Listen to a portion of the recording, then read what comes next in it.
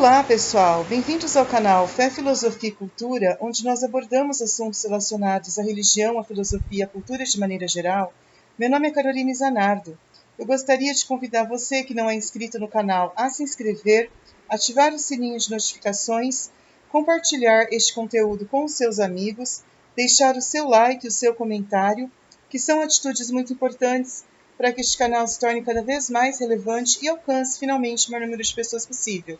Muito obrigada a todos pela compreensão. Bom, hoje a gente vai falar sobre a primeira carta de São Paulo, apóstolo, aos Efésios. Vida plena em Cristo. O plano divino de salvação.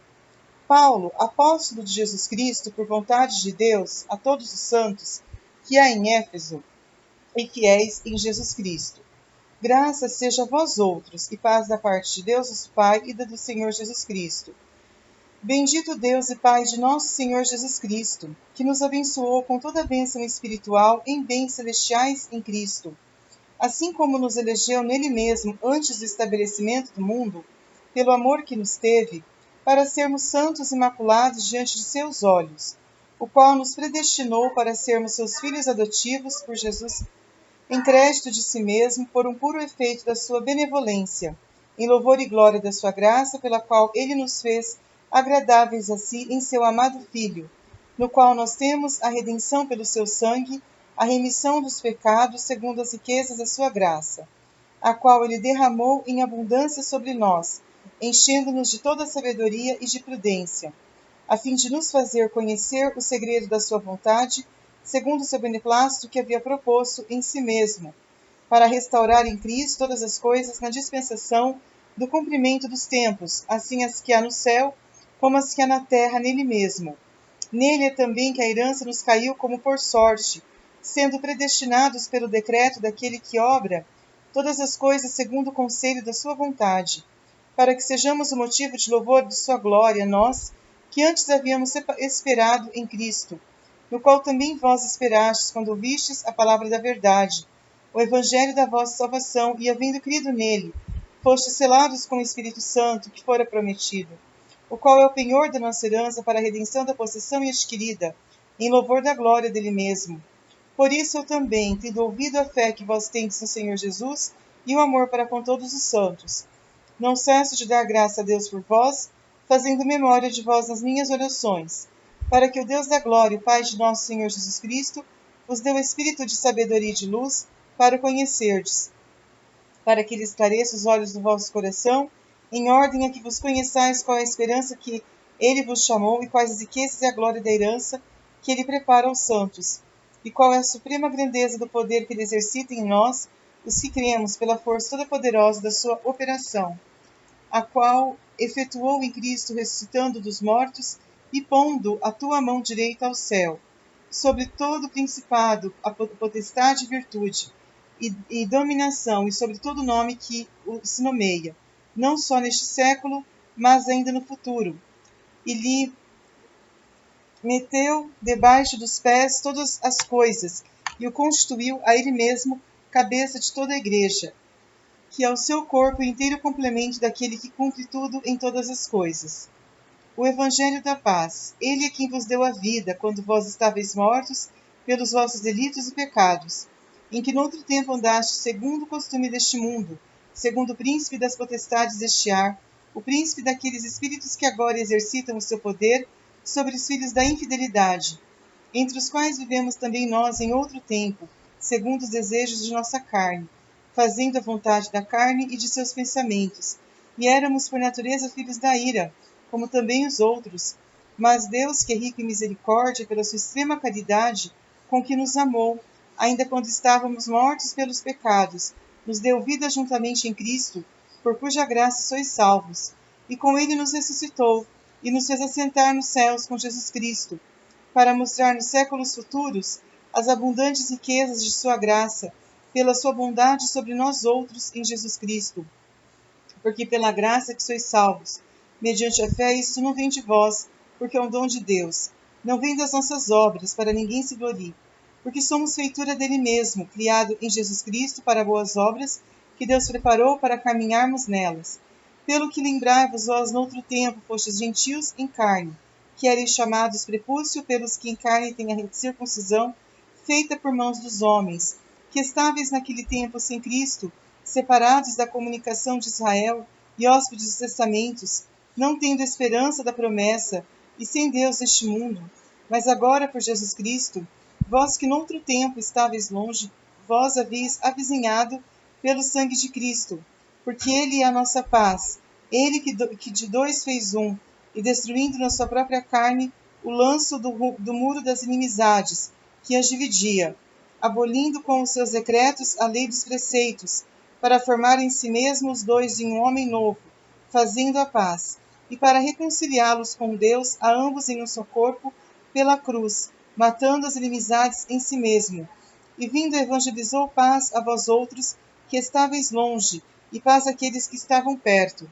Porquanto por ele uns e outros temos entrado ao Pai, em um Espírito, de maneira que já não sois hóspedes, nem adventícios, mas sois cidadãos dos santos e domésticos de Deus, edificados sobre o fundamento dos apóstolos e dos profetas, sendo mesmo Jesus Cristo a principal pedra angular, no qual todo o edifício se levantou e cresce para ser um só templo do Senhor, no qual vós outros sois também juntamente edificados, para a morada de Deus pelo Espírito Santo.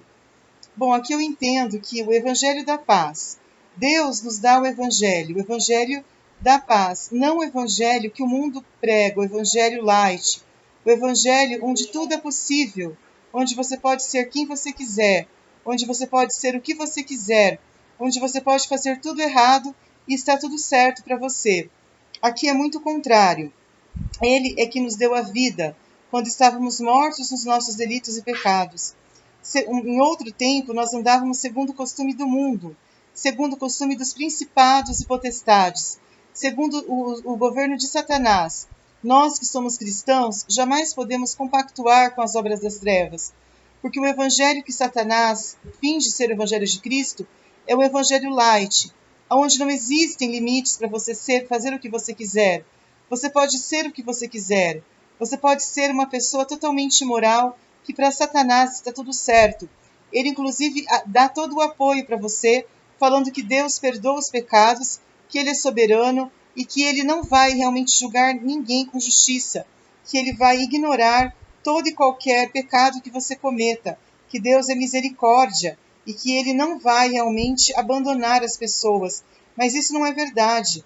Nós precisamos entender que nós precisamos colocar a nossa confiança em Cristo. E de que maneira? Demonstrando o nosso amor a Ele. E como que nós demonstramos que nós amamos a Cristo? Através da obediência aos seus mandamentos, através da fidelidade aos seus mandamentos. O que Satanás não quer, jamais quererá, é que nós possamos ser fiéis aos ensinamentos, aos mandamentos de Cristo. Ele quer que nós inventemos outros mandamentos, ou que nós possamos abolir os mandamentos de Cristo, porque Satanás ele se opõe terminantemente a quem obedece os mandamentos de Cristo. Para ele não faz sentido você ser uma pessoa que obedeça os mandamentos, porque ele nunca obedeceu, ele é desobediente, rebelde desde o começo, ele peca desde o princípio, e para Satanás tudo me é permitido e tudo me convém, mas nós que somos cristãos sabemos que isso não é verdade. Tudo me é permitido, mas nem tudo me convém. Porque Satanás, ele está muito designado não só como uma potestade.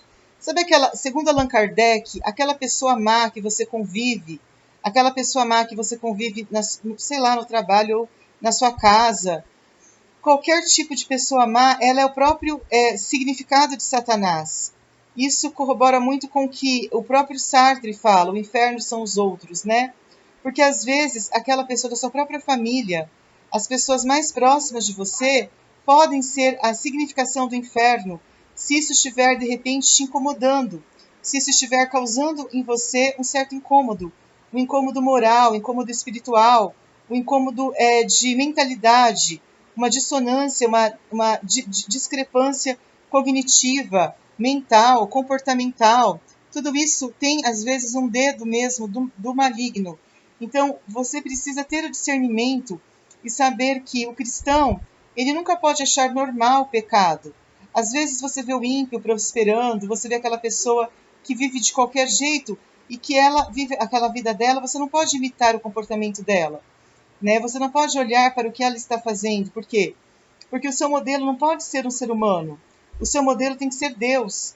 E aqui está muito claro que é pela graça e pela bondade, é pela graça, nós somos ricos pela graça de Deus, nós somos salvos mediante a fé, né? Um dom de Deus. A nossa salvação não vem pelo fato de você se achar uma pessoa merecedora.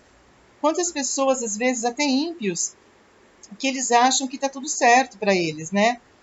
Eles não acreditam muito na justiça pela punição de pecados, mas acontece que aqui está falando que nós não somos salvos por nossos méritos, não é pelas nossas obras para que ninguém se glorie. Nós somos salvos pela fé, nós somos salvos pela graça de Deus. Então você não é salvo porque você acha que você merece ser salvo. Quantas pessoas têm essa ideia equivocada, que acreditam que Deus tem obrigação de salvá-la? Ai, porque eu vou à missa, porque eu pago o dízimo, ou de repente porque eu dou esmola. Não, é para que ninguém se glorie. Por esta causa eu, Paulo, prisioneiro de Jesus Cristo, por amor de vós outros gentios, se é que ouvistes a dispensação da graça de Deus, que me foi dada para convosco, posto que por revelação se me tem feito conhecer o sacramento, como assim me escrevi em poucas palavras, onde pela lição podeis conhecer a inteligência que tenho no mistério de Cristo, o qual entre outras gerações não foi conhecido dos filhos dos homens, assim como agora tem sido revelado aos seus santos apóstolos e profetas pelo Espírito, que os gentios são cordeiros, incorporados e juntamente participantes de sua promessa em Jesus Cristo pelo Evangelho, do qual eu fui feito ministro segundo o dom da graça de Deus, que me foi comunicada pela sua operação todo-poderosa. A mim, que sou o mínimo de todos os santos, me foi dada esta graça de anunciar entre os gentios as riquezas incompreensíveis de Cristo e de manifestar a todos qual seja a comunicação do sacramento escondido desde os séculos em Deus, que tudo criou, para que a multiforme sabedoria de Deus seja patenteada pela Igreja aos principados e potestades dos céus, conforme a determinação dos séculos, que ele cumpriu em Jesus Cristo, nosso Senhor, no qual temos a segurança e o chegamo-nos a ele confiadamente pela sua fé.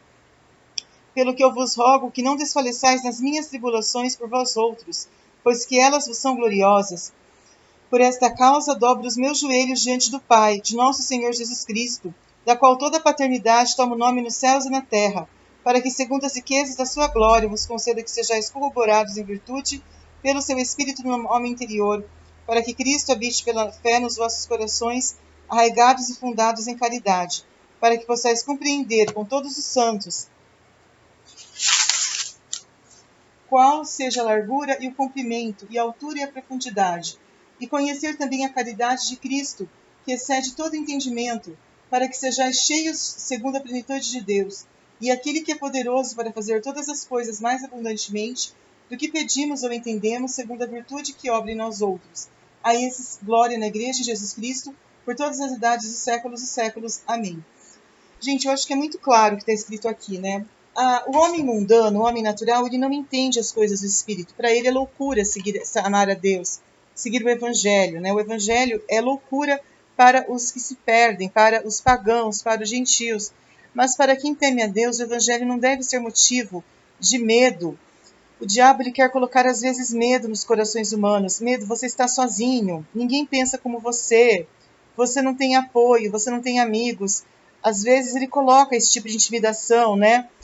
E ele é um espírito intimidador mesmo. Basta você ir no mundo, às vezes, dependendo do lugar que você está, é bem intimidador mesmo. Ou ele achar que você não é bonito, que você é feio, que a tua roupa é feia. Ele coloca que o teu comportamento não é adequado, que você não fala de um jeito bonito, que você não tem bons modos, que você não é uma pessoa sensual, sexy, que você não está na moda, que você é uma pessoa que não tem, às vezes, não é atraente para os outros, não é uma pessoa simpática, é uma pessoa mal educada. Mas isso tudo é mentira. Por quê? Porque o próprio Satanás, ele é realmente pai da mentira. E em que sentido que ele é pai da mentira? No sentido de tentar falar que você não tem valor, que você não tem, que Deus não te ama, que você não tem valor, e que o ímpio sim é que tem valor porque ele está sendo abençoado, porque ele é poderoso, porque ele é rico, e ele está no caminho certo. Só que o Evangelho é o Evangelho da contradição, ele contradiz o que o diabo fala.